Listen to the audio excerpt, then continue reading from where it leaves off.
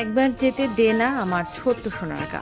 হ্যাঁ, প্রকৃতির অপরূপ সৌন্দর্যের আধার সবুজ শ্যামল সোনার গায়ের কথাই বলছি। গ্রাম বাংলার এমন নৈসর্গিক সৌন্দর্য আর কোথাও খুঁজে পাওয়া যাবে না। বাংলাদেশ লোক ও কারুশিল্প ফাউন্ডেশনের প্রকৃতির চত্বরে বৃক্ষ ছায়াতলে মেঠোপথের দৃশ্য এটি।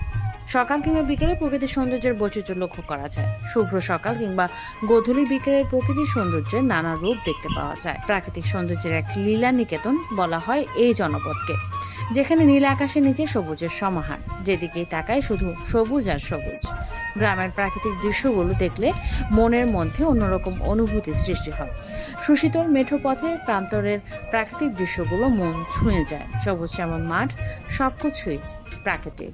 প্রকৃতি মানে মুক্ত হাওয়া, মুক্ত আকাশ, চোখ জুড়িয়ে যাওয়া সৌন্দর্য। ঝিলের পাড়ে পদ্ম ফুল ছড়িয়ে দিয়েছে তার প্রকৃতির টানা। জারুল ফুলে সেজেছে এমন দৃশ্যের প্রত্যক্ষ সাক্ষী হতে ইট পাথরের শহর ছেড়ে কিছুক্ষণের জন্য হলেও গ্রামীণ জনপথে। Maliha Rashid, desk report, Galaxy television.